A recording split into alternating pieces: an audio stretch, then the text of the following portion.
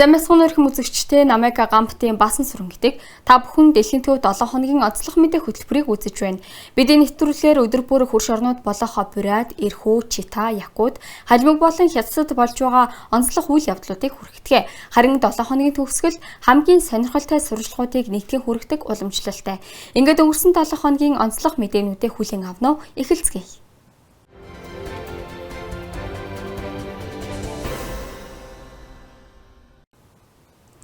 Мянган бүтээлч санаа Оросын 40 бус нутаг дэлхийн 10 улс улаануудад алс орнодод бүтээв олон улсын форум өндөрлөж үр дүнгээ нэгтгэлээ. Оролцогчид олон тэрбум рублийн гэрээ байгуулж уран зураг борлуулан хамтарсан кино төслүүдийн талаар тохиролцсон байна.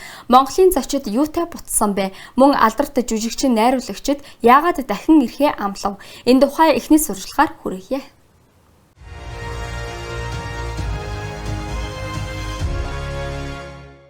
Шин танилуд, туршлага солилцоо, төслүүдийн танилцуулга, хамгийн гол нь олон тэрбум рублийн хамтын ажиллагааны хэлэлцээрүүд. Оролцогчдын хэлж байгаагаар форум тэдний хүлээлтийг бүрэн зөвтгөжээ. Маш баялаг ажил хэрэгч хөтөлбөртэй форум боллоо. Боловсролын хэсэг нь маш сонирхолтой байсан. Олон уулзалт шин танилуудтай боллоо.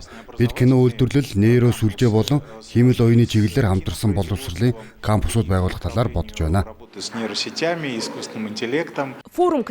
Бүтээлч үйлдвэрлэлийн форумд Оросын 40 бус нутаг 10 орны уран бүтээлчид, бизнес эрхлэгчид, гар урчууд оролцжээ. Гол анхаарал кино үйлдвэрлэлийн хөгжилд төвлөрсөн байна. Энд хүн бүр хэрэгтэй харилцаа холбоо, хөрөнгө оруулалт, ирээдүйтэй төслүүд гээд өөрийн хайж байсан зүйлээ олжээ.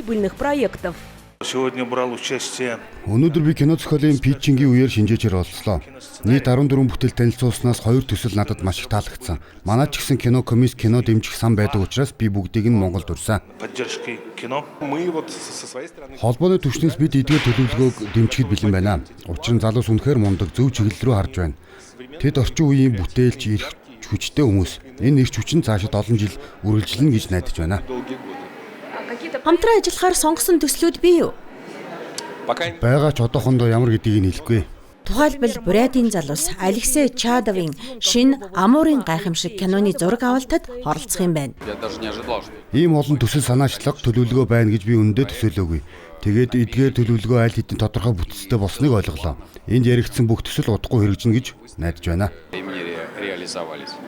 Та Буряттай хамтран ажиллана гэж төлөвлөж байна уу? Холбоог тогтоож амжсан уу? Мэдээж хэрэг холбоо тогтоолгүй яах вэ? Танилцсан, уулзсан, харилцаа холбоогоо солилцсон. Тиймээс хамтран ажиллах төлөвлөгөө бий. Ерөн сонирхолтой санаанууд байгаа. Энэхүү арга хэмжээний гол зорилго нь бүтээлч үйлдвэрлэлд хөрөнгө оруулалт татаж, бүс нутагт шинэ ажлын байр бий болгох, оршин суугчдын орлогыг нэмэгдүүлэхэд оршиж байна. Манай арт маркад үр дүнгээ өгсөн форум дээр орон нутгийн уран бүтээлчдийн зургууд худалдаалагдсан. 30 тэрбум рублиэс тавсан хэлэлцээрүүд байгуулсан. Үүнд алс орнын аялал жуулчлалын болон бүтээлч хотуудын дэд бүтцийг хөгжүүлэх төслүүд, мөн шинэ кино, хүүхэлдэйн кино, арт объект бүтээх агуулгын төслүүд багтаж байна. Мянган хүн ирж манай хоолыг амтлаа. Манай уран бүтээлчид форумын үеэр зураг худалдаалсан. Дорн дахны ангаах ухааны төв ивийн багцуудаа борлууллаа. Аяллаа ирэх зарагдаж хэлэлцээрүүд байгуулагдсан. Манай креатив салбарт жижиг том бизнес эрхэлдэг хүмүүсийн хувьд нэгдүгээрт энэ бүхэн хэрэгтэй зүйл юм байна. Хоёрдугаар зах зээл боломж байна. Гуравдугаарт энэ бол урт хугацааны хөгжил гэдэгт итгэлтэй болсон. Это навсегда.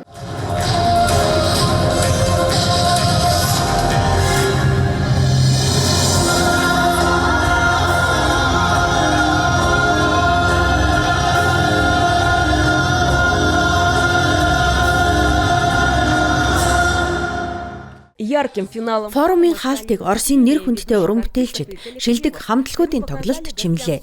Тэд үндэсний өв соёлын өнгө төрөх, гүн утга, дахин давтагдашгүй гоо сайхныг зочдод мэдрүүлжээ. Мөн форумд оролцогчдод Оросын холбооны улсын алс орнуудыг хөгжүүлэх яамны талархал, Бурятын тэргүүн болон засгийн газрын шагналыг гардууллаа. Форумыг Оросын холбооны улсын алс орнуудыг хөгжүүлэх яам, алс орнууд ба Арктикийн хөгжлийн корпорац, Бурят улс, Веб Российской Федерацийн дэмжлэгтэйгээр хамтран зохион байгуулжээ. Хотын иргэд болон Оросын нэрт найруулагч Фёдор Бондарчукийн хамт чимэгсэн 1000 бууз. Улаудад болсон амтаатай хоолны наадамд 1000 гаруй хүн оролцжээ. Бурятын тэргүүн үсгэлэн худалдаан дээрх хоолнуудыг өөрийн биеэр шалгасан байна. Амтны баяр хэрхэн өрнөж, ямар хоол дээд амжилт тогтоосныг одоо хамтдаа сонирхъя.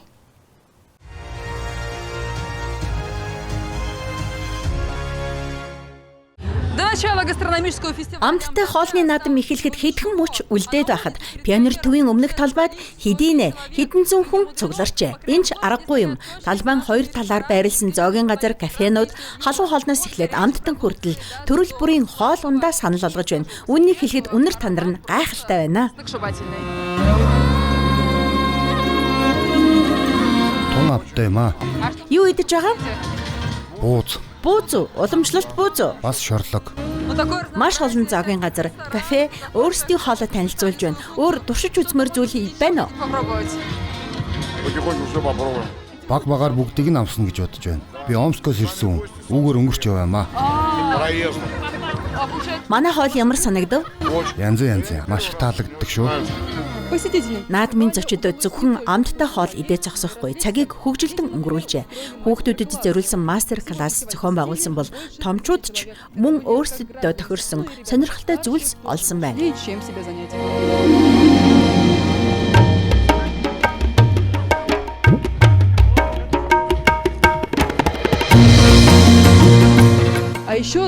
Мөн наадмын онцгой зочноор алдар жүжигчин найруулагч продюсер Фёдор Бондарчук хүрэлцэн иржээ. Тэрээр Бурятын үндэсний хоол болох буузыг анх удаа өөрийн гараар чимэгсэн байна. Тэрнтэй хамт Бурятын тэргүүн Алексей Цидинов оролцжээ.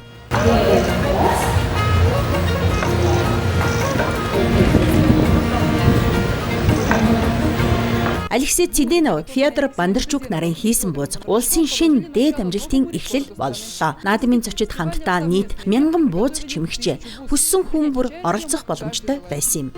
Танд энэ наадам ямар санагдав? Маш их таалагдаж байна. Өнгөрсөн жил ирмээр байсан ч чадаагүй. Энэ жил чадлаа шүү.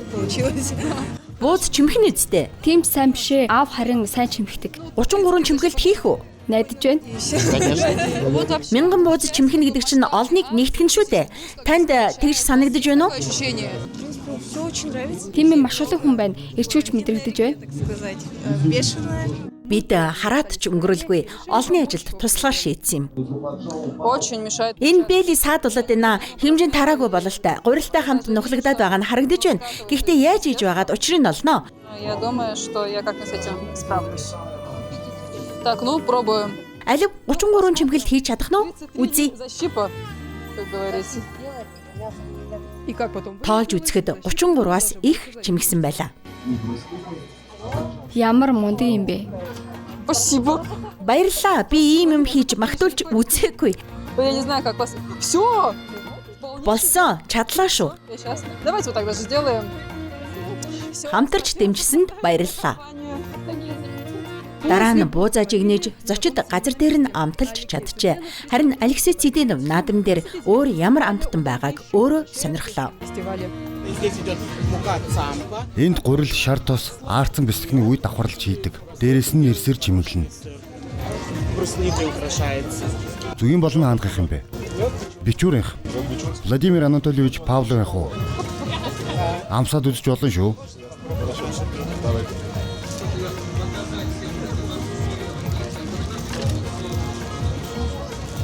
Тавар амссан юм уу? Амттай шүү.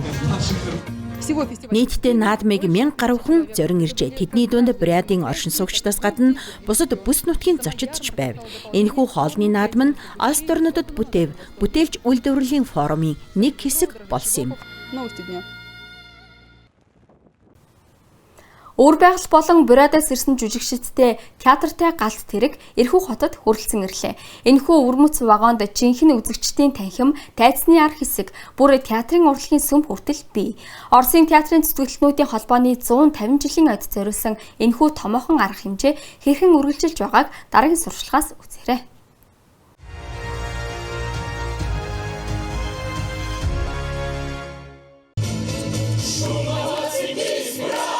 танцами, песнями. Эрхүүгийн уран бүтээлчид бүжиг, дуу, бөмбөрийн үзүүлбэрээр хамтран ажиллагсдаа угтан авчээ. Өөр байгаль болон Бурятаас ирсэн жүжигчид театртаа галт тэргээр хүрэлцэн ирсэн байна. Угтан авах ажиллагааны дараа зарим зочдод дэлхийн хамгийн өвөрмөц вагонуудын нэгийг үзэх боломж олджээ. Энэ бол жинхэнэ театртаа вагон юм. Дотор нь тайз, үзэгчдийн танхим, арын өрөө хүртэл байгаа. Зал, кулисы. Энэ галт тэргэнд өөдөх зав гарахгүй нь лавтай урт зам жүжигчид танд хүссэн жүжигч нь тоглож өгнө. Хөгжимд, хүүхэлдэйн, драмын, бүр үеийн алархай жүжигч бий. Сайхан хөгжим ихшлэж байхад аялал улам хөгжилтэй болдог. Здесь зрителям Энд үзэгчдэд Белорусын эртний үлгэрээс сэтвэлсэн туулан үнэг азарган дахиа интерактив жүжигийг танилцуулжээ. Энийн дараа зочдод Оклопковын нэрэмжит драмын театр Бабарба байгаль нуурыг төрсөлсөн Эрхүү хотын бэлэгдлийг гардуулсан байна. Энэхүү бүрэлдэхүүн хөрш бүс нутгуудаас ирсэн 5 театрын уран бүтээлчдийг авчирчээ. Тэд 2 өдрийн турш хотын янз бүрийн тайзнаа тоглолтоо хүргэнэ. Хөтөлбөрт мөнхийн сонгодог бүтээлүүд, хүүхэд насны хайртай үлгэрүүд болон орчин үеийн жүжигүүд хүртэл багтсан байна. Энэ бол үнэхээр гайхалтай санаачлаг. Үүнийг театрын зүтгэлтнүүдийн холбоо болон манай гайхалтай дарга Владимир Львович Машков санаачилсан юм а. Биднийг нэгтгэх гэсэн түүний ирмэлзэл асар их талархаж байна. Учир нь театрын зүтгэлтнүүдийн холбоо бол манай улсын хамгийн эртний уран бүтээлийн байгууллагуудын нэг юм а. Хөрш бус нутгуудтай хамтран ажиллах нь бидний хувьд маш үн цэнтэй хэрэг юм. Жинхэнэ театрын ахын дүүсийн холбоо гэж үүнийг хэлнэ. Энэ галт тэрэг өөрөө хөрш орнуудыг холбож байгаа бэлэгдэл болж байна. Үүнийг үнцэн онцгой уур амьсгалан ч энд оршиж байгаа юм. акцию театральный поезд. Театртаа галт тэрэг төслийг Оросын театрын зүтгэлтнүүдийн холбооны 150 жилийн ой зориулан эхлүүлжээ. Энэхүү ойг энэ жил тэмдэглэж байна. Уран бүтээлчдийг тээвэрлсэн 2 галт тэрэг Владивосток, Москва, Севастополь, Москва гэсэн чиглэлээр улс даяар аялж, эцэст нь Московын Киевийн вокзал дээр уулзах юм. Хот бүрт нэг хэсэг жүжигчдэд бууж, нөгөө хэсэг нь нэгднэ. Энэхүү томоохон төсөлд Оросын 160 театр оролцож, 40 гаруй хотод нийт 300 орчим жүжиг тоглогдох аж. Энэ бол жинхэнэ гайхамшиг. Учир нь хот бүрт өөрийн гэсэн театрын хамтлаг нэгдэж байна. Энэ бүхэн өөрийн гэсэн гүн ухаан, уламжлал, соёлтой. Тиймээс бид энэ хугацаанд Оросын соёлын бүх өнгө төрхийг харж чадна гэдэгт итгэлтэй байна. А уже завтра пассажирами. Харин маргааш театрын галт тэргээр Эрхүүгийн 3 театр, Братскийн 2 театрын жүжигчид аялна. Тэд Красноярск болон Бурят улсад тоглолтоо хүргэх юм а. Специально для программы новости. Амнасыг нь аварсан зүнтэй зүүд Читагийн оршин суугч Елена Кулагина хорт хавдрыг даван тулж амьдралынхаа шинэ хуудсыг эхлүүлжээ. Түүнд өвчнийг 2 дугаар шатанд нь оншилсан ч бууж өгөхгүй хим эмчилгээ хагалгаанд орж дараа нь спортоор хичээлэн үйл мэтгэх ажилдаа эргэн орсон байна. Гэр бүлийн дэмжлэг дотоод хүч тэнхээнд түүнд хэрхэн тус болсныг одоо үзцгээе.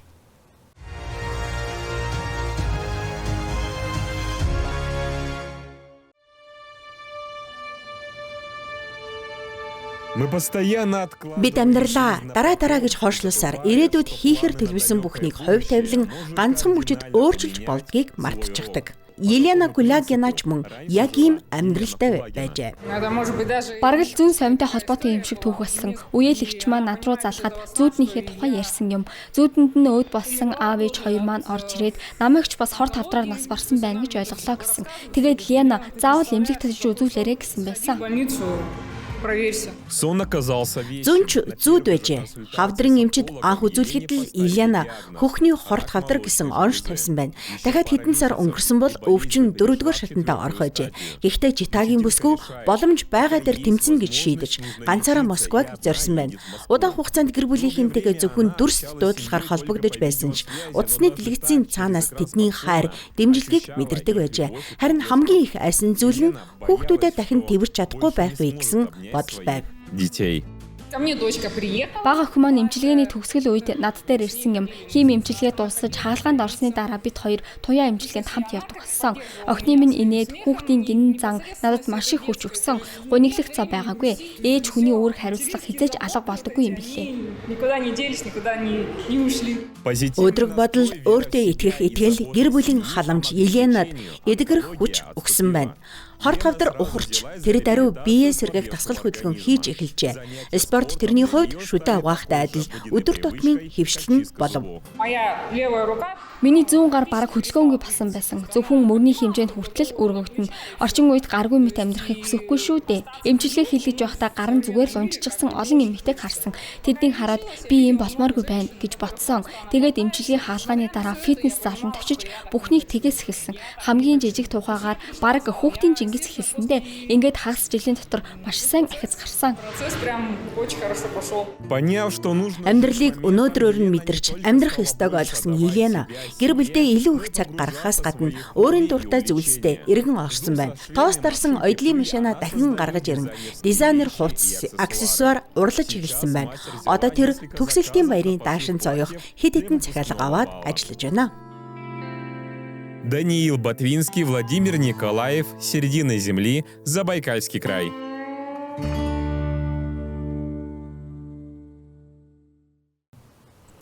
Хүрээхийдийн бэлдэх 700 хөгжимчин халимагт урс сар хэмээх ариун сарыг нээжээ. Мянган оршин суугч жуулчид тарин болон үндэсний хөгжмийн аялгауг сонсохоор цугласан байна. 3 эрдэнэт зориулсан уламжлалт хөгжмийн өргөл хэрхэн өрнсөн, мөн яагаад жилэрэх тусам оролцогчдын тоо нэмэгдэж байгааг одоо хүргэе.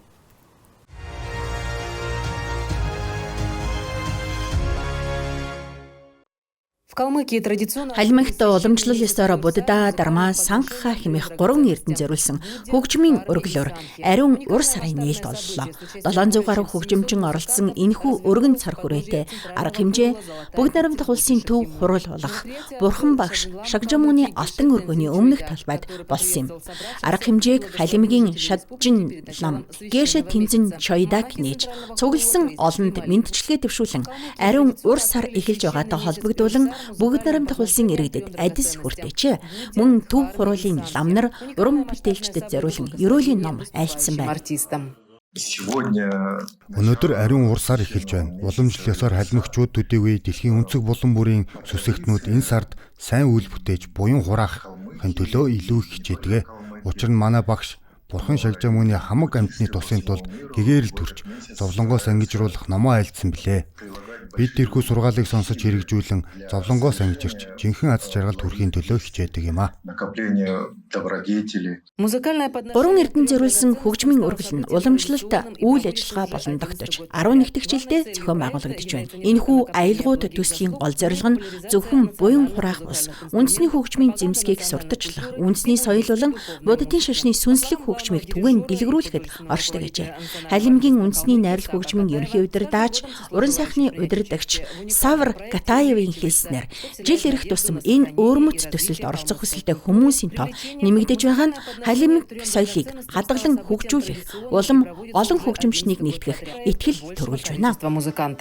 Благодаря центральному хурулу Манай төв хурал олон жилийн турш биднийг энд нэгтгэж ирлээ. Өнөөдөр талбай дээр домбор хөгжимчид, хуурчид, баянчид, найралдуучид, гоцлолдуучид гээд хэдэн зуун авиаснууд цугларсан байна. Манай хөдөлгөөн улам өргөжөж хөгжимчдийн тоо нэмэгдэж байгаад би маш их баяртай байна. Ариун баярын эхний өдөр 700 гаруй хүн цугларлаа. Энэ боломжийг ашиглан бүх хүнд баярын мэнд хүргэж буян хураахыг хүсье. Бид бүгд энэ зорилгын төлөө энд цугласаа. Арга хэмжээний хүндэт зочноор халимгийн засгийн газрын дарга Гильяна Босхамжеева, Дани Ахмаддачин Петр Леонтов, мөн Астрахан Кизлярын төмөр замын бүтээн байгуулалтад оролцсон Ахмад ажилтнууд, хөдөлмөрийн ахвад зүтгэлтнүүд хүрэлцэн иржээ. Тоглолтод халимгийн бүх бүс нутгийн авьяаслаг уран бүтээлчид, урлагийн болон хөгжмийн сургуулийн багш сурагчид, ардын болон мэрэгжлийн хамтлагууд оролцож алдартай бүтээлүүдийг эгшгэлүүлсэн байна.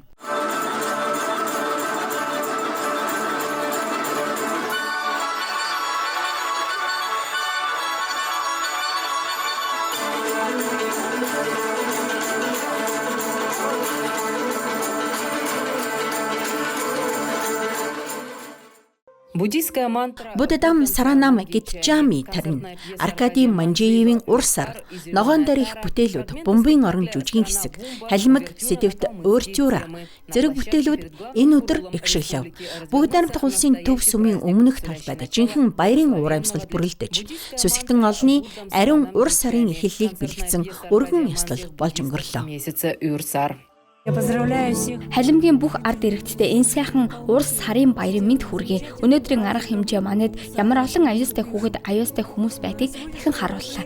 Энэ баяр бидэнд сайн сайхан аз жаргал амар амгалан авчрах болтугай. Энд ирсэндээ ялангуяа хүүтэйгээ хамт байгаадаа маш баяртай байна. Бүгдэд ариун Урс сарын мэнд хүргээд сайн сайхан амьдрал хүсэл мөрөөдөл нь биелэхийг хүсье. Айна Басхаева, середина земли, Калмыкия. Эстерх бол улс орнуудыг холбосон шувуу. Хятадд болсон Экспо үзэсгэлэнгийн үеэр Якут болон Жианси муж цагаан товрог хамгаалах хамтарсан төлөвлөгөөнд гар үсэг зурчээ. Эрдэмтэд туршлага солилцож, музейд зориулан өндөгний хальс бэлгэлэн, хиймэл дагуулын хяналтын талаар тохиролцсон байна. Ховор шувуу хэрхэн наримтлын гүр болсон тухай хамтдаа сонирхцгаая.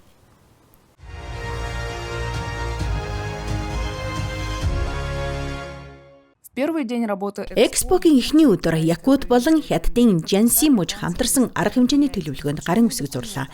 Энэхүү өргөн хүрээтэй баримт бичигт хөдөө аж ахуй, боловсрол, шинжлэх ухаан, соёл болон бүтээлч үйлдвэрлэлийн салбарууд багтжээ. Харин хэлэлцээрт экологийн асуудалд онцгой байр суурь олгосон бөгөөд тэр дундаа цагаан тогроо, стерхийн тоо толгойг хамгаалах хамтарсан ажилд анхаарч байна.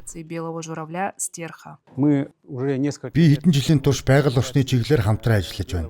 Манай эрдэмтэн мэргэжилтнүүд зүүн Сибирийн цагаан тогроо стерхийн тоо толгойг хамгаалах чиглэлээр ажиллаж байгаа. Цагаан тогроо Жанси мужид өвлжиж, харин зуны улиралд Саха Якутын Киталык үндэсний хүрээлэнд дүүрээцдэг юм а.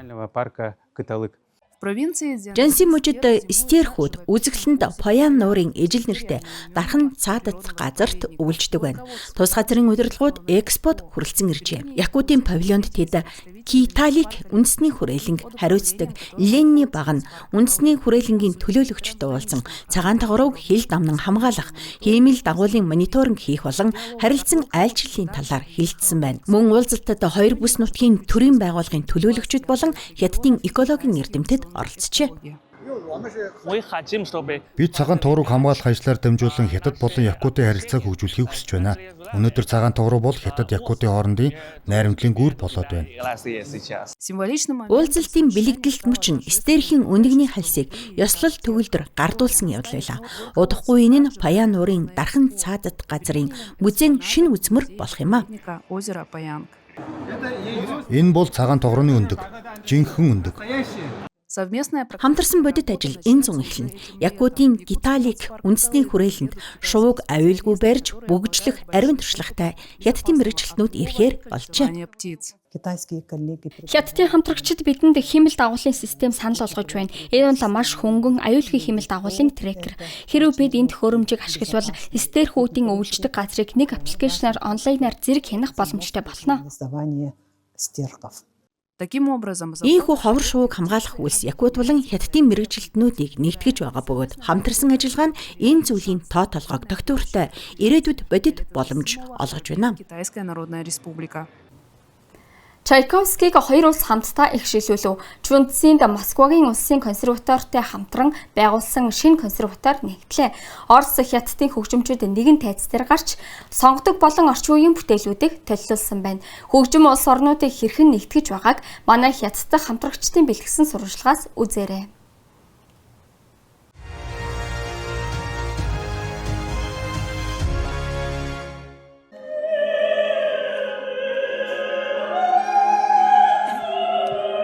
Оперный вокал, дөрийн дуу, хийл, морин хийл, төгөлдөр хуур, танхим дүрэн үзэгчид нэжгэнсэн алга ташилт, тайзан дээр Чүнцсиний болон Москвагийн Чайковский нэрэмжит хоёр консерваторийн уран бүтээлчид хамтран тоглож байна. обе имени Чайковского. Оросын уран бүтээлчдтэй хамтран тоглох нь маш ховор бөгөөд үнэтэй боломж юм а. Орос хөгжимчид бүтээлийн утга агуулга, тайзны илэрхийлэл, хөгжмийн мэдрэмжид маш нухацтай ханддаг. Үзэгчдэд Хятад Оросын сонгодог болон орчин үеийн арга баруун бүтээлийг толилуулжээ. Олон улсын хөгжмийн үдэш хэнийг ч хайхрамжгүй үлдээсэнгүй. Маш сонирхолтой байлаа. Хятад Оросын мэргэжлийн хөгжимчдийг хамтдаа тоглож байгааг үзэж сонсох үнэхээр гайхалтай байсан. Тэдний хамтын ажиллагаа үнэхээр сүрдэм, үзэсгэлэнтэй санагдсан. На сцену вышел и Тайзан дээр мөн Оросын морин хийлч Фёдор Амосов гарч иржээ. Тэрээр Хятадд жил хагасын турш ажиллаж амьдарч байгаа аж. Энэхүү тоглолтод зориулсан маэстро хуучин Чүнцийн нэртэй Чавхтаст квартет бичсэн бөгөөд үүгээрээ толгод дээр орших үлгэрийн мэт хотын дүр төрхийг хөгжмөр илэрхийлэхийг зоржээ. на холмах.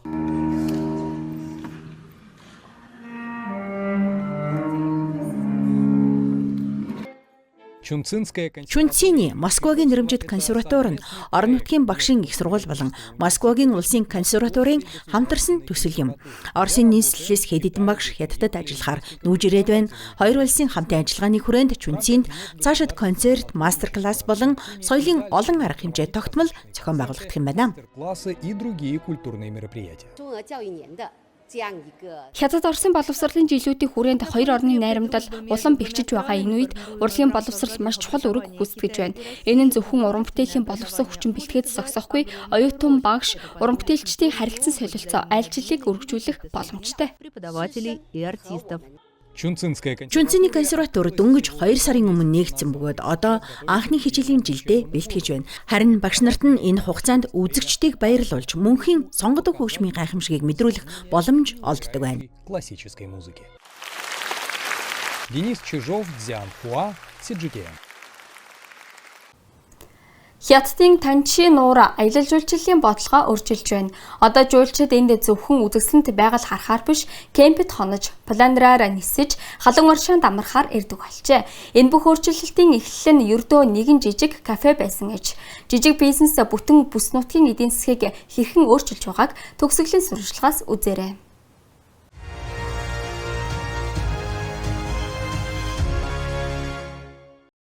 Это кафе на берегу озера Тянь. Тэнгэр уулын иргдээр байрлах энэ кафе далайн түвшнээс бараг 2000 метрийн өндөрт оршдог.